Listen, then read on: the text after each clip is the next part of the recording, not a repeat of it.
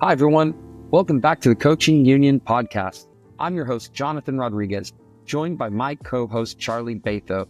Together, we aim to connect you with coaches, leaders, and experts from around the world to share the secrets of guiding others to success. Today, we're joined by S.J. Mousseau, a pitching coach at St. Cloud State University in Minnesota.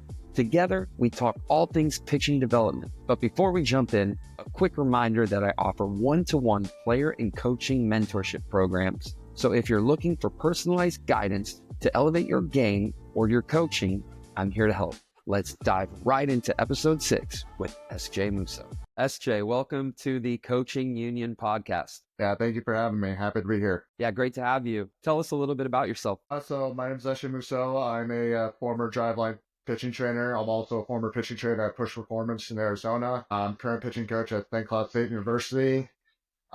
Played college baseball at the Division II, Division III, junior college level, and just an overall pitching nerd looking to improve his game to make it to the highest level of coaching baseball. Nice. How's everything going at St. Cloud State this year? How are the Huskies? We're not doing too bad. I mean, pitching staff is looking pretty sharp. There are areas that we need to clean up. We did have this wonderful opportunity to schedule 2 top 15 teams in Division II to open up our season.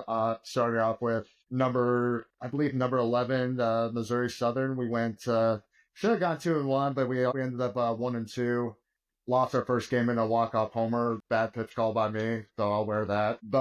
And then we played Augustana, and we did split with them 2-2. But like after we just got back from spring break yesterday, guys had some bullpens today, and I think we're gonna change it around a little bit more and have a successful season. Very nice. And for all of our listeners here in the UK, where is St. Cloud State? St. Cloud State is in St. Cloud, Minnesota, so just about an hour outside Twin Cities. For anyone who doesn't know, St. Cloud State, a very successful Division II program with sustained success over a long period of time. Great head coach who's been there for quite a long time, right, SJ? Yeah, sir. Coach Pat Dolan's been here for 18 years. He's won over 600 games during his span as a college baseball coach. Or at least, no, here at St. Cloud State, he's won 900 as a college baseball coach as a whole. I coached at Belmont Abbey and Dakota State in South Dakota, and yeah, he's had some success, to put it nicely. So to sort of kick off, I guess, we've touched upon a few times now. How did you sort of make the transition from player to coach, and how was that sort of in your mind, and how did it play out? Well, I'll tell you the truth, with me being a 25-year-old coach, me still being like not even 2 years removed from my playing career, in a way or two, it's still an adjustment, I think. But I think what helps me the most is that I relate to players, and that helps me coach them a little bit more. And I think it's just I also take a lot of my failures that I had throughout my playing career and kind of apply it to coaching. Because, I mean, you know how it is as a player. You're going to fail all the time, and then you're coaching guys who, like, the average velocity here is 88.3, which I'll tell you the truth, that's the hardest fastball I ever threw in my life. So I can't relate to our average guy, let alone are above average guys. So, like, with that being said, I take all the failures that I learned and maybe the knowledge that I've absorbed while being a pitching trainer at Hook and Driveline and kind of just apply it here. Kind of like, I would say I'm still, as far as like being a coach goes, like sometimes you have to be the bad guy and sometimes you have to be their friend. If anything, I'm still kind of learning that, but that's the transition I'm making, just taking my experience through knowledge and taking advantage of my age. That's really how I make the transition. Selfishly, I'm curious to hear some of those lessons that you learned through failure, just because that's something that I'm looking into right now with my education, kind of like the power of reflection and proper reflection in a baseball capacity. So can you dive deeper into that? Because it's piqued my interest a bit. No, yeah, absolutely. And I think like the first step moving forward in like reflecting on failure or kind of just learning from failure is just accepting the fact that you did. Like it's like taking ownership. Like, I mean, the one famous podcast I often listen to, or one guy I just listen to in his TED Talks, is Jocko Willink, who, some of you might have heard it, former U.S. Marine. He's now an entrepreneur with his podcast and his books and his YouTube channel, and obviously with his nice little energy drink or protein fuel or whatever you want to call it. But anyway, he talks about taking extreme ownership more than anything. And I think that's like what the first step in like just learning from failure. It's like you just gotta own the fact that, hey, you failed. It's not anyone else's fault. You can't start pointing fingers unless like that was actually the case. In which like even then you still have to reflect and really do a deep dive. In which then you can maybe point some fingers. But either way, it's like for your own actions, you gotta take accountability for it. So that's what I do as far as a deep step going forward. And like how I apply as a coach is like the first thing about pitching development is like we kind of just look at it through a pyramid. Uh, basically talk about like how well did we perform in the weight room? Are we getting our work done in there? That's number one. Number two is how well are we recovering? Like, are we getting enough sleep? Are we getting enough hydration? Are we getting enough calories in our intake? Are we getting the right amount of calories? So like that is like the first step in like making progression. That checks out. Nice. If there were other steps of that pyramid, I guess you've touched on it. And I guess going back, you've gotten yourself to a pretty good Division II baseball program who developed good players, developed good coaches.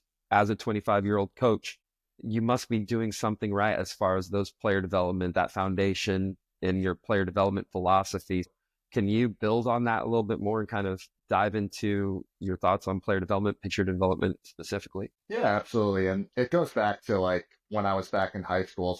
I went to a they consider a powerhouse in the state of Colorado. My senior year of high school, we had 18 seniors and 16 of them signed to play college baseball, including myself. So that just proves that like surrounded by talent every day. We're pushing each other every day. But I'll tell you the truth, out of those like 18 seniors, I was probably the 18th best player, out of those 18 seniors because I was underdeveloped. I was overweight. I really didn't, take care of like the little things like I mentioned earlier, like the recovery, the weight room. All I cared was like about mechanics and like, yeah, I threw a ton of strikes, but I threw it at 73 miles per hour. So it's like at the end of the day, yeah, it's going to be a barrel party more than anything. But this is like what I talked about earlier about the extreme ownership. Like with that being said, I went up to my coach and said, listen, why am I not getting innings? And they told me I'm so grateful that they told me to this day that like, listen, like you just don't throw hard enough to allow us to give you innings. Like you have 3 D1 pitchers ahead of you. Like we're going to give those guys inning over anything. So yeah, like with that being said, I went to work from there. Like I started hitting the weight room hard, started watching what I was eating, started taking accountability for my sleep, really just controlling the controllables more than anything. And I went from jumping like 73 to like 83, 84 by my fall year of college, entering the spring. So I think that was just like the big part of it. And then by the time I was at my sophomore year of junior college, I had transferred junior colleges to that point. We'll get to that a little bit later, I guess. But anyway, so my last game there, I touched 88, the only time in my life off the mound. But that just proves like how fast transition can make and also how fast it could quickly go downhill. Because about a week after my junior college career ended, I actually got diagnosed with ankylosing spondylitis, which is a degenerative bone disease in my back. So it attacks like my hips and my joints, in which I didn't handle it so well at first. I stayed up late every night, drove around in my car. Like it was a really dark time. And I still went to go to work and I still went to go lift every morning at like 6 a.m. So I got like 2 hours of sleep every night and it wasn't good. And that made my progression worse. And that didn't help my fastball velocity. Again, it was one of those things where I had to look at myself in the mirror and just like, all right, how are we going to attack this? And eventually I couldn't get back to like where I was. So that's when I dropped down my arm slot. And that's when I started diving deep into biomechanics in general. And obviously when you transition to another arm slot, your pitch profile just becomes completely different. So like with that being said, I started diving deep in the pitch side. And, like fortunately Push Performance in Arizona saw something at me, probably because I went to the facility for 2 years prior in the one in Colorado, which is now called Next Era Performance. So they gave me an opportunity as a pitching trainer there over the summer. I think that's what ended up leading me to Driveline. Everything I learned there and the hard work I did allowed me to get into player development. And I really credit that to how I ended up at St. Cloud more than anything. You sort of mentioned, SJ, that I mean, you sort of self-professed that you weren't the number one guy on a roster. Seems to be a bit of a trend that we've noticed in the coaches that we've discussed. I think the highest paid baseball coach in the world right now is Craig Counsell, for example, who utility guy, played a lot of different positions, kind of fit rosters rather than made starting lineups and things like that. It tends to be the case in other sports. How do you sort of feel that that's equipped yourself as being someone who, is it the extra resourcefulness that you've had to find, the extra avenues you've had to explore? Is it the mental strength that you get from it in terms of the extra adversity of being a guy who, his innings aren't guaranteed? What is it that, makes you a good and effective coach based on your playing experience like that? And you bring up a great point with that. Craig Counsell is a great example of that. And I would say it's all of the above. Like, you definitely take little things of having, like, maybe a taste of success. People forget that Craig Counsell won 2 World Series with 2 different teams. And, I mean, he was on the verge of, like, getting cut entirely from baseball at one point if he didn't change his stance. And eventually that allowed him to play the most of his game. So it definitely is a combination of facing adversity, having tasted success, having some setbacks, fighting your way back. And on top of that, just like not even just like from the playing side progression, but maybe even like the lessons on life. Just like saying like, listen, like I got myself in this hole, I need to get myself out. And it's kind of like if you could be trusted with little, you could be trusted with much. That's really how I view it. So excellent question there. I like that. If you could be trusted with little, you can be trusted with much. Yeah, that's something I tell my pitchers every day. Like, because like that is like the tough thing about being a coach. It's like, guys are like, why am I not getting innings? This guy's getting innings, even though he shit the bed, this kind of deal. But it's like, listen, like all you can control is simply be ready to go. And if you're put in a situation with like base load, nobody out, like that's gonna be how you respond to that, how you handle that. It's gonna determine a lot, and whether it goes your way or not. So just stay ready. Be trusted with little, be trusted with much. Like that. So I'm seeing like kind of a progression within your evolution as a coach, or even through your playing career, transitioning into a coach that I call it low-hanging performance fruit: diet, hydration, and sleep. So you hit that first and you got a little bit of a gain in your college days. Then you started learning a bit more about biomechanics, which made you more of an efficient pitcher. And then you got to a point where you really dove into the science of pitching at these training facilities. So how does this show up now in your I guess your coaching game? How does it translate into the day-to-day at St. Cloud when you're managing? How many pitchers are on your staff, by the way? We have roughly 20, 21 pitchers on the staff, A and lot of that pitchers. includes like guys who are redshirting, guys who are trying to figure out their roles. So Yeah. 2021. So you're managing 2021 college pitchers. How does this philosophy translate to managing them? How does it show up like on a micro level, day to day in practice, maybe more on the macro level when you're trying to guide their development and they're trusting you for 4 years? How does this show up? Well, and you bring up an excellent point, and it's definitely a challenge that I'm embracing and still trying to work on because compared to like the private sector, such as Driveline, Push Performance, like Driveline and Push Performance athletes pay you to make them better, and you can deliver the same method. Versus like in the college setting, they don't have to listen to you. They don't have to do anything you tell them to do. You're just kind of in charge of them, and like it's really up to them to see how like they respond to you. Fortunately, especially early on, I would say maybe out of those 21 pitchers I mentioned, maybe about 18 of them really took in to what I've said. Obviously, there's going to be guys, like who kind of cut in the weeds a little bit. Maybe guys who maybe learned that like maybe pitching's not for them, or like they're just following their own path and it's their own path of life. They're making like the early freshmen, like getting those guys to buy in, just like simply like, all right, today's a recovery day, 30 throws, do your mobility, that's it, rather than maybe pushing off the mound. As big a fan as I am of like getting off the slope every day, there are days that like you don't need to. Maybe on a recovery day, you can play catch on the slope, but it doesn't mean you need to throw like your like 35 off speeds to do so. So maybe just like having them execute just like a recovery day. Because when I came here, like last year, there was like 6 injuries on the pitching staff, and I think about 5 out of those 6 guys returned. So if anything, just having a foundation understanding like, all right, we need to take the little things seriously in order to help the big picture. And I think that's like the biggest challenge I have every day is make sure everyone just executes their daily plan.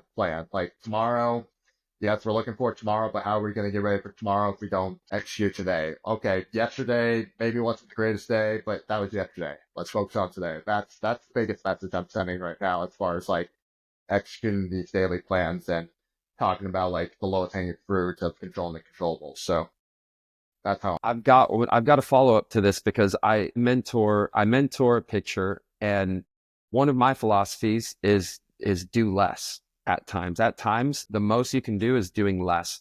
So, but it's hard to get It's way guys hard. who, if you have a college player, they have 4 years to, they've gotten so far already. They've got 4 years to get to their dreams, and getting someone to buy in to do less, getting someone to buy into to when you tell them, actually, the best thing you can do right now is just 30 throws, like recovery and work on mobility instead of getting on the mound and spinning it like max effort. How do you have those conversations? How do you kind of get that buy-in? Because I think a lot, it does go into British baseball as well, where we just think the more we do, the better we're going to get. No, it, yeah. it ties in a little bit. We don't have as many opportunities to throw off the mound, but when we do get into these environments, it's like, how can we do more, more, more, more, more? So how do you get them to buy into doing less? Well, that is an excellent question, and I think and it kind of goes up to like what we talked about earlier, just kind of taking like the past experiences, and this is probably a large part of it, like why I got injured in junior college, why I got injured after junior college, even like after my diagnosis of my back, like why I continued to get hurt is because I just kept pushing it, like, and that actually ended up being, way better than it did way worse for me than better. It all started when I was in junior college because, like, I was a big advocate. I'm going to lawn toss every day because I have the biggest nuts in the world. That's not always the greatest thing ever. And fortunately, in junior college, I had a throwing partner who could keep up with me. My throwing partner in junior college was a 95-mile-per-hour sidearmer from Puerto Rico. Like, he was built differently. He's just built differently, but me being a half Native American male from Colorado, I can't do what he does. I can't throw 95. I can't sprint like Usain Bolt. Like I just can't do that. So my body's going to recover a lot differently, but I continued to push it with him. And yes, I got better, but I also got hurt from that. So it's just kind of finding like that fine balance of like who you are, but also let's see how well we can push it while also being smart about it. And one last note that I'll say to that is like better to have quality reps than the amounts. Like would you rather have 10 quality swings and only swing 10 times, or would you have 10 quality swings out of 100 swings? Like it really does play a factor. So I think just like separating the high intent days and recovery days can definitely separate quality over quantity more than anything, and pushing yourself to be your best. Just this afternoon, finished watching a sports scientist and physio talk about recovery, particularly from injury, particularly talking about how repeat injuries occur and why they occur. How big for you is the process of honesty with athletes in terms of how they're feeling and that?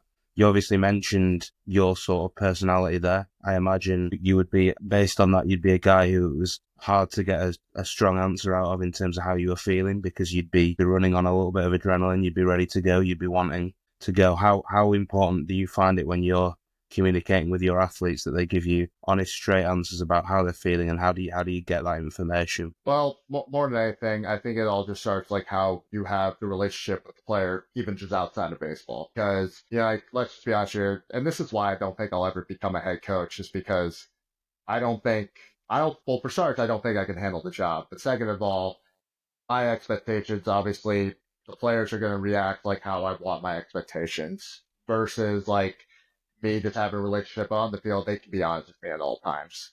So when I ask them like, all right, are you feeling up for it today? I want you to be honest with me.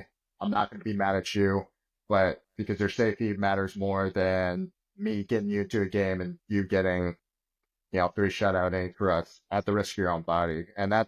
And that's something I'm still learning every day. And it's even tougher, like when you're dealing with like guys your age, because it's like, all right, kind of have to listen to your body, but at the same time, you're also in a team sport. You're in the season. You need to be ready to go. And I think a large part of it could be like maybe a simple solution. It's like, okay, maybe you just need to sleep more. Maybe you just need to lift, but also let's attack the issue as well. Like, me having my back issues my whole life, a lot of people just told me like, oh yeah, you probably shouldn't lift, you probably shouldn't throw, you probably shouldn't do anything for a couple weeks. You should just like lay down. And it's like, well, that doesn't do anything.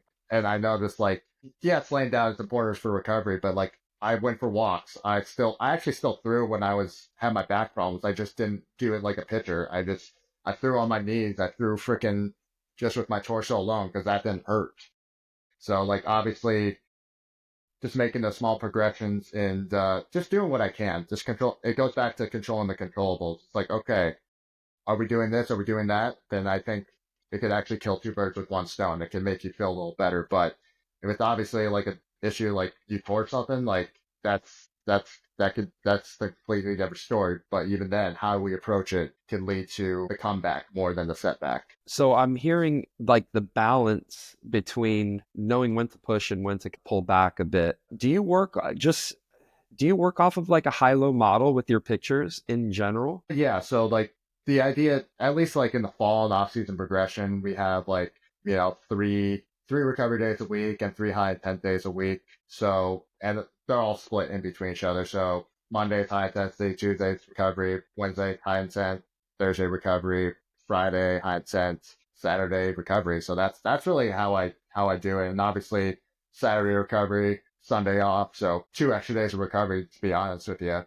Yeah, having balance. I think that's like a lot of people in both like college and even like high school, like they don't have balance, in my opinion. That's what I know is like the best athletes in the world. They have balance more than anything. People forget that. Oh man, what's one example? I mean, this is the first example that comes to my head. Bronson Arroyo, who pitched for the Red Sox, like that guy is an amazing guitar player. Not everyone would know it until like you find it on YouTube or he has like an all access day. Like no one would know that. But my point is, it's like have some hobbies outside of baseball because that can actually help you with your baseball career more than anything. Because you need a life outside baseball, and that's just the truth. So that high-low model where in the training session, obviously high intensity, low intensity, high intensity, low intensity, but also in life where they may Yeah. have an intense weekend series, but they still need to release and unwind from that somehow. And sitting around and dwelling on it all the time won't do that. They need to pick up the guitar or Yeah, something of exactly. that nature. Like I a like lot that. of the best athletes freaking play video games all day long, and it's not even just like the show or anything. They just play video games because it relaxes them. They need that balance. So I love the point that you made there. Yeah, that's good. No, we're just making it up on the fly, man, or I guess sense making. We're sense making on the fly. So we've kind of hit on your philosophy, which what I'm hearing is more psychologically based, more along the lines of the social and the psychological aspect. Am I right in saying that, making that assumption? I would say so for sure. For sure. Yeah. So you are the fourth sport. So we've had a baseball coach, a football or soccer, as you would call it, coach, a sports psychologist, and we had Matt, but Matt's a podcaster. You're the fourth person from the sports industry who's come onto this show and kind of led with that being the foundation of their coaching philosophy. You know, that intent and that psychological aspect. But I'm curious to see where the technical part of it gets woven into your coaching game. So what's your approach or philosophy in pitching mechanics, and what do you emphasize with your guys?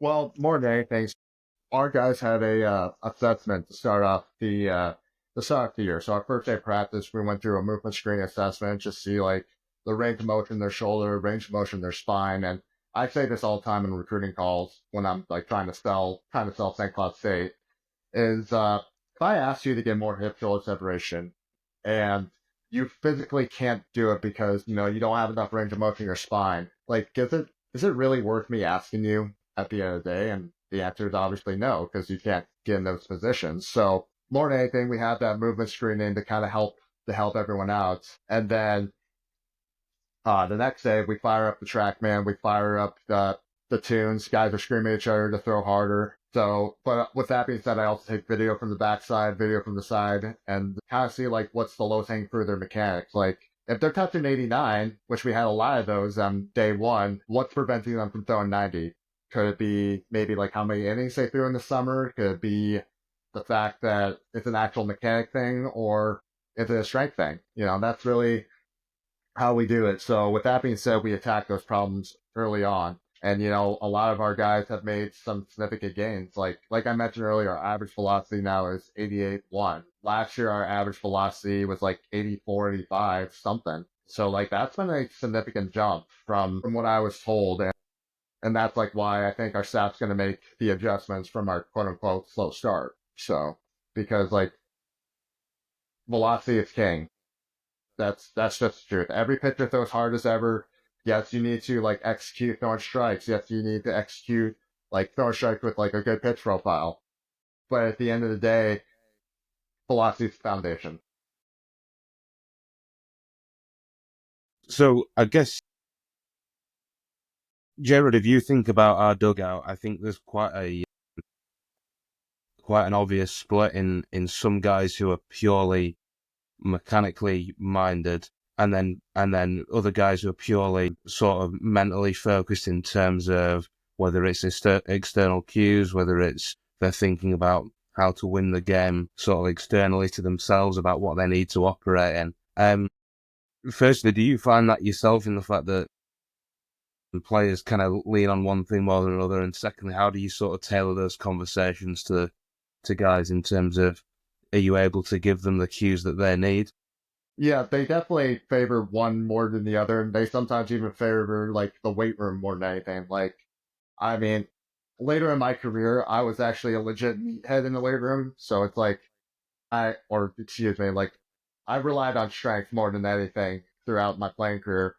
But if you think about it, strength is a skill. Like I could deadlift 700 pounds, but that doesn't make me automatically a better pitcher. It just makes me a better deadlifter and makes me a lot stronger, which can translate to the mound, but it's not everything. So if anything, what I'm trying to teach the guys at St. Claude State is like, you need balance in everything. Yeah, you might need to favor one more than the other. Overall, we need balance more than anything. And that's, you bring up a good point about that, but everyone's different, like we mentioned earlier. So like it goes back to like me getting to know them as humans and how they think, how I should communicate the message. So with that being said, like understand how the way they think, like are they more mechanically focused? Like, okay, let's step aside and focus on execution, because if you focus on execution, who knows? You're killing two birds with one stone with the mechanic side, and not to mention you're hitting your spot with a good pitch profile. So, it's kind of just getting to know like how your athletes function and like just how they think overall, in which you can deliver the message. So it's gonna be the same message, just delivered in ways that suits them and ways that they're able to digest it. Is that the goal? Relatively to close to the goal, because again, every player is different. So who knows? Maybe one guy's really good throwing strikes, but he doesn't throw hard. Let's teach him how to throw harder. And then one guy might throw pretty dang hard, but he needs to be in the zone more. Let's teach him around being in the zone more, but also teach him to be himself in the zone more. Or actually, like I'm not even gonna mention this guy's name, but it's like we had a guy hit over 90 miles per hour in his first bullpen. However, it's like there's times where like he's like 80, 83, or he's like 83, 84 in the game with one pitch, and then that same inning, he's touching 88, 89 because he's just so domed up about his hitting at spot. So with that being said, the message I'm trying to deliver to him is like, hey, you can touch 90 freaking 3. Let's use that to our advantage. You don't need to be a perfect baseball player. But at the same time, we also have to take and consider that this is this guy's first college baseball season ever. He's just trying to crack the roster. He's trying to crack innings. And this is another thing I'm trying to like address to our pitchers. It's like, listen, if we're gonna go down, we're gonna go down hard more than anything. It's kind of like if you go into war, like if you're gonna die, are you gonna die a hero, or are you just gonna live long enough to be the villain? Dark Knight quote, as I just remembered. Uh, But it really does play a hand in hand more than anything. It's like, if we're gonna fail, let's fail at our best, if that makes sense. Yeah, so you, really, if that failure occurs, you want it to happen out of sort of pursuit for the right reasons and pursuit of the right outcome rather than succeeding at a lesser of a standard, basically. Correct. Like, Yeah. another term of it is like, it's like if you like a girl or a dude or whatever. I don't judge, but like, are you gonna go all out for it, or are you just gonna sit there and hope something happens? Because at the end of the day, if you hope something happens, it's probably not likely to happen. So if you're gonna go for it, go out. I like that. And it's about intent, right? It's 100%, 100%. so you mentioned you got this freshman. You're touching on the social parts now of he's in a new environment.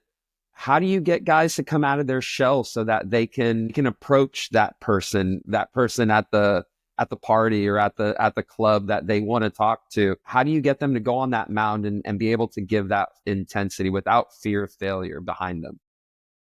That's a good question. And I'll tell you the truth, if I figured out the answer, I could retire now, write a book, and figure it out. But at the end of the day, you gotta challenge them more than anything. And that all starts with like maybe like how you approach practice, how you approach, like your training. But the greatest part about this kid that we're mentioning, he trains his butt off more than anything. So like work ethic is not an issue. Condition's not an issue either. However, maybe it's just like, all right, let's take your training to a whole nother level because you're doing all these little things correct. So let's challenge it a little bit more. Let's take it up a notch more than anything. And that's really how I would approach it. It's like, all right, you're a different guy than you were in the fall. Let's keep moving forward.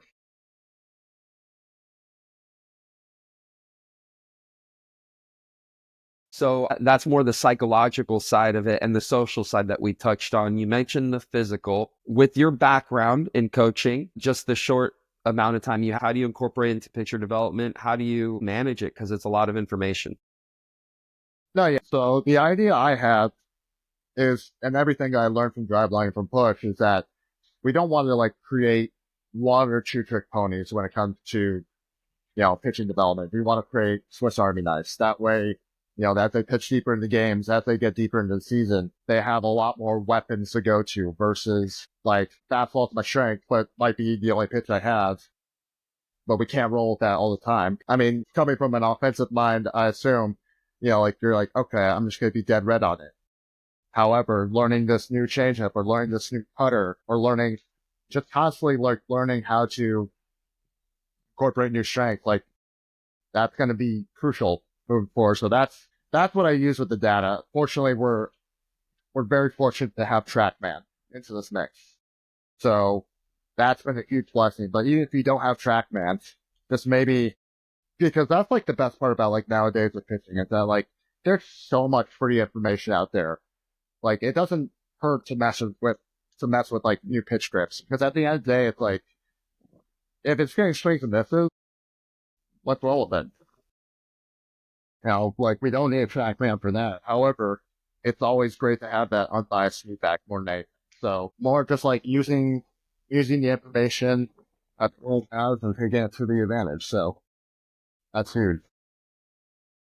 I just really wanted to touch upon the concept of being comfortable with failure really quick. I've noticed a kind of a trend in athletes that struggle mentally that when you reach that kind of point of failure, the reason that the excuses come out are because you're trying to grasp for very cheap and very accessible comfort. So it's like we blame umpire calls, we blame coaching decisions, we blame the weather, we can blame whatever we reach in the immediate and what's easy to grab and what's easy to deflect onto. How do you overcome that? You talk a lot about accountability and controlling the controllables. How do you overcome that? Well, like I think myself at the end of the day, like from a coach, I'm still learning from that perspective and that's like one thing I tell my guys. It's like, let me worry about the umpires. Let me worry about the weather because I could prepare you. Like based off like bullpen preparations, I could prepare you to adapt to this weather, but let me worry about this stuff. Coming from the player standpoint, it still falls on me coach, unless it's like a fastball down the middle and it's clearly down the middle, like that's clearly on the up. However, if it was like high or low, that's on you at the end of the day. And at the end of the day, you gotta make those adjustments. So maybe taking like that self ownership in failure, saying like, listen, like I worked my ass off, but maybe I didn't do enough in this one area. Or maybe I did everything I possibly could do to be ready for a situation and it did not work out. Guess what? That's life. That's the unfortunate side about it. That's the thing that sucks the most about it. That, that's life. And that's the game. And I think like, if anything, you could learn from it. Just learn that like, hey, I gave everything I have and I still failed. That's another reason why I want to succeed even more. It's like, maybe I could give it a little more. A bit of self-reflection, and we keep coming up on this point of balancing, which we'll probably call this episode something with balance, because being accountable but also leaning on other people to help prepare you and get ready for that is what I'm hearing. So yeah, it's really good. Right. And I think we've come full circle, and that's probably a good place to wrap things up, SJ. But we do end every episode of the Coaching Union podcast with a lightning round. So shout out to Eric Cressy, of course. Yeah. Let's do it. First question, always a book that you would recommend to every coach, or a podcast if you're not a reader. I mean, I'll tell you the truth, I'm not a reader just because I grew up dyslexic, but I think any podcast that is definitely the Joe Rogan podcast more than anything, because it takes your mind out of like maybe the sport, but like it's also good as far as like learning about anyone's background. One of my favorite podcasts from the Joe Rogan experience is definitely the Zach Bryan episode, because like I had no idea prior to Zach Bryan being Zach Bryan that he was in the Marines. Like that probably just changes like everything you think about like how he approaches music. So I think like this the Joe Rogan experience one day. Nice. Yeah, that's a good shout there. If you can look at it through the lens of performance, because he gets high performers in there in every aspect of life. Like Mel Gibson was on there, and the dude's so smart when it comes to art and film. And you can just see like this guy's locked in on his craft. So yeah, I like how you look at that. Charlie always gets the second question. I don't know if you've been planning, Charlie, but you get the second one. I mean, I can adapt on the fly. I'm sure I can. It's a lightning round. That's what it's all about. Colorado kid, is that right? Yes, sir. Can you give me a very quick sort of Mount Rushmore of Colorado sports? Mount Rushmore, Colorado sports. I would have to go with, well, right now, Denver Broncos, just simply for the fact that, 3 Super Bowls, how could you not put them there? And then, no particular order on these two, but I would say, Nuggets and the Colorado Avalanche, because I mean, they both, the last 3 years, they both won the respective championship. They're a competitive team year after year. They do 70s. But I would say another one would definitely be University of Denver hockey. Definitely an undertaking. Sure. Because, I mean, again, with the last 5 years, they've won like 3 out of the 5 national champions. It's all. At one point, I think it was 2022, where we were considered the state of hockey. I mean, being a Minnesota now, I would respectfully disagree, but like at the time, it felt like it worked. And if I was to hold you to just 4 athletes? 4 athletes. Ooh, 4 athletes. Are we talking about all time or current? All time. All time. All time. All time. Who's represented that state the best for you? Oh, I mean, I'm definitely very biased because I'll tell you, dude, I don't know basketball. Yeah, Todd Helton, number 1 on the Colorado Rockies. Larry Walker, no particular order, just somewhere in there. And then I'll say John Elway and Joe Sakic. Strong. Joe Sakic. Yeah, that people forget how good those Avalanche teams were in the mid to late 90s. They were a problem. Patrick Waugh in net, Peter Forsberg. Oh, yeah, Peter Forsberg. Oh, my God. Those teams were good, man. Early days, too. It was like right when they were, I think, expansion, or they might have relocated from somewhere. Yeah, they relocated from Quebec in 95. They're the Nordiques. The Stanley Cup. They won the Stanley Cup their first year of existence. Yeah, not bad. Not bad. I thought you might have, on the Mount Rushmore of teams, you might have gone Colorado Rapids in there. I hate to say it, but I'm not a soccer guy. That's all right. That's okay. Last question. If you were, as a coach, going to role model and tell your staff, be like this guy, as far as a big leaguer right now, who would you have them role model? Oh my gosh, that's definitely a tough one. I mean, one example I've always gone to more than anything is James Karinchak. It's like, let's just be honest here, like 95, 96. That's like prototypical right-handed reliever.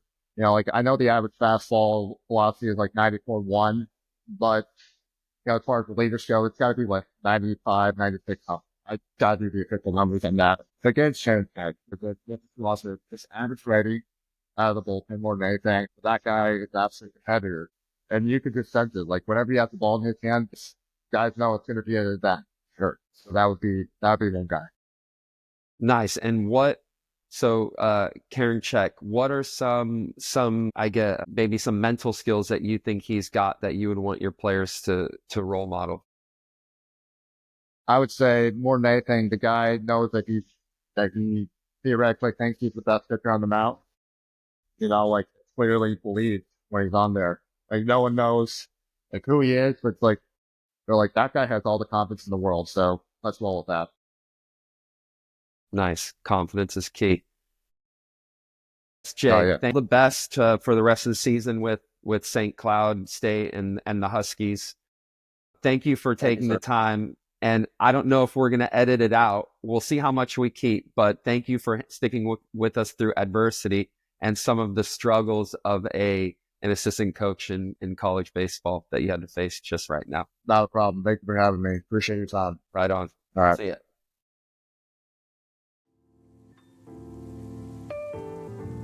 Thank you for joining us on this episode of the Coaching Union podcast.